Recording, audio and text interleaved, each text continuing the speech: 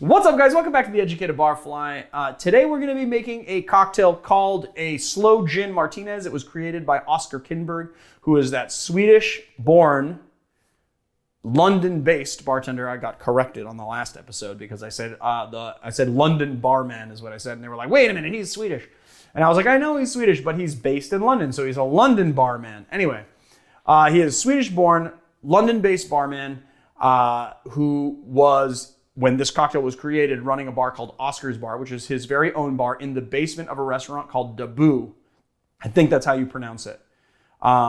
Here, Marius is going to flash some text right now so you can see how it's spelled, and maybe I'm just pronouncing it wrong. And if you guys want to bust me on the pronunciation, go right ahead. Anyway, there is the restaurant was co-owned by Kinberg and a executive chef named Ollie Dabbous, who is a Michelin Star chef. And now they have a new bar called Hyde, which is in East London, I believe, but don't quote me on it. I actually haven't been there. Actually, I haven't been to London, but that is going to change some point soon. I would like to sit in front of this Oskar Kinberg. Anyway, Kinberg is the not the executive chef. Kinberg is the cocktail program director over at Hyde, obviously, and I think he's probably a part owner as well. So this cocktail is based on a Martinez. So the Martinez was created sometime around 1890. A lot of people think that it is the root cocktail that martinis came out of. In my 6 iconic cocktail video that we did a little while ago, I said the martini was the root cocktail. The thing is that they both emerged around the same time, and nobody really knows which one was first. It's sort of a chicken or the egg kind of scenario. But a lot of people do believe that the Martinez was first, and then that gave birth then to the martini. This is a play on that, and it is a pretty brilliant play on it. So let's get into it. First thing we are going to do is 2 dashes of Campari. I did not put it in a bitters dasher because there's not that many drinks that call for 2 dashes of Campari. So I'm just going to equate 2 dashes in the bottom of my jigger, in the base of my jigger. And then we're going to do 3/8 of an ounce, which is this base filled to the top is 3/8. So we're going to do 3/8 of an ounce of orange curacao. And then we're going to do 3/8 of an ounce of maraschino liqueur, which is kind of nice because you've got this is going to really dry it out and kind of give it some alcohol bite and that sort of that nice maraschino flavor. But then you've got the orange curacao, which is based in brandy. So curacao is based in brandy and oranges from the Curacao island. So this is going to be a little sweeter than, let's say, triple sec would be. And this is going to be really dry. So we did 3/8 of an ounce of the orange curacao. Then we're going to do 1 ounce of Cocchi Torino vermouth. This is what he uses in the recipe. And I will say that it does make a difference what vermouth you use. Sweet vermouths, dry vermouths, all vermouths are proprietary blends of wine fortified with some spirit like brandy, and then macerated with a completely different set of herbs and spices for each one. So each brand is a bit different. So we did 1 ounce there, and then we're doing 2 ounces of sloe gin. This is gin macerated with sloe berries, and a lot of people have pointed out that if I wanted to, I could easily make my own sloe gin, and you can. You can get some sloe berries, and you can macerate them into gin and make your own. I like Plymouth. Plymouth does a really great job. And this is a great sloe gin, so I'm just deciding to use Plymouth today. And then we're going to add the ice to our drink. And there's a couple people who have been trying to bust me on touching ice. And I will say this. First of all, you're never going to a bar where they touch everything with tongs. As bartenders, we keep our hands immaculately clean. That said, I usually use a scoop, but here I'm at my house, and it would be weird to put a scoop into this bowl. So I just touch the ice with my hands. I don't know why a lot of people get freaked out by it. I do not use tongs at work. If I'm putting a big rock of ice in your old fashioned, I'm actually putting it in with my hands. Sometimes you'll notice, like in pictures on Instagram and stuff, that I wear black gloves, and I do that to protect my hand from the sanitizing solution that I constantly have to put my hands into while cleaning glasses or cleaning barware. So the thing is that we have a pool of water that just has sanitizer in it, and that will destroy your hands. And also in LA, especially at one point in the like fall, but then also in the spring, sometimes it gets really dry because we're in the desert. And if you're drying your skin out with that sanitizing solution, your skin will crack and it's really painful. So I use those black gloves. But then a lot of people are like, oh, well, then you can use the black gloves to put the drink in. Put the drink in. That doesn't make any sense. To put the ice in. That being said, a lot of people are like, hey man, you look like a serial killer with those gloves on. And since I do kind of sort of have the like RDF thing going, got to make a conscious effort to smile, so much so that Marius has to be like, he goes like this behind the camera. This is exactly what he does. Like if I'm concentrating really hard and I'm just like busting out the history, and I'm just like, whoa, and I'm just like I furrow my brow and I kind of look like sort of whatever because I'm like really concentrated on what I'm saying. Marius will go like this behind the camera. He'll go like reminding me that I should be likable and relatable. Hopefully most of you think I'm likable and relatable these days anyway, but if you don't, that's all right. I don't really mind.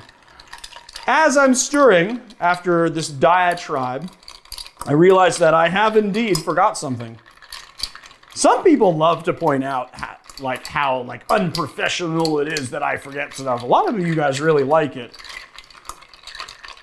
But I actually don't plan it. Sometimes I forget stuff, sometimes I don't. When I don't forget something, people are very surprised that I haven't forgot something. I'm actually surprised that I haven't forgot something when I didn't forget something. But I'm going to get what I need so that I can actually finish this cocktail and try not to be too loud about it. That's what it is.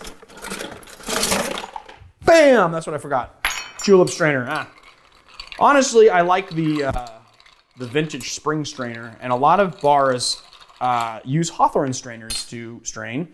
These things are sort of antiquated, and they probably should fall by the wayside. But c'est la vie, I have it anyway.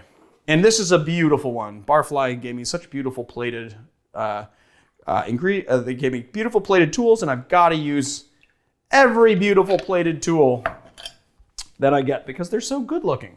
And I like a julep strainer. And you know what you can do? You can use this to like shape crushed ice if you're making tiki cocktails. All right, that's enough. We're going to do an orange twist, and we're going to do a lemon twist on this one. And we're just going to give it like a little, you got your little twist, you got a little orange twist. I was thinking like, since it, like we can't really sit it up in the glass, I was thinking like maybe trying to do a roll with it. Sort of like. What do you think, Marius? Is that like terrible? Let's see. Is that terrible? It's interesting. It's just like this huge. I don't know. Let me see how that looks. It's like kind of cone shape. Like what else can I mean? I guess we could like get a knife and sort of like score it. I don't know. How do you do like maybe we just like discard, or maybe we just do like a. That looks kind of weird though. I don't know. I don't want to cut the weird garnish that Oskar Kinberg cuts because he cuts some pretty crazy garnishes. I don't know. It's just like it's like the peels are too thick. So it's like a really thick, but I like, I have not been disliking these. How about like that? Yeah, is that better? Cool. Is that a little better? Yeah. It has to go like, but you always like it on this side so it doesn't mess with the text. But then that's like really forward. I don't know. That's not bad, all right? All right, let's taste it. Ooh, that's good. Ooh, man, that is really good. I mean, you get that. I mean, it's really nice to have the peels on the rim of the glass here, right here, like because you can smell that fresh citrus as you're drinking, and it's going to inform your taste. Wow, the sloe gin and the vermouth with the fresh citrus is just like. But then you can also, I got to tell you that the curacao and the maraschino with all the other ingredients kind of makes this really familiar, particular flavor that I can't put my finger on. And it's really pleasant. It's really, really pleasant. I'm going to do that so the skull faces out. There you go. Oh man, that is so good. So obviously you get the sloe gin and that like the kind of the sloe berry flavor, but then there's like this fresh citrus pop right on it.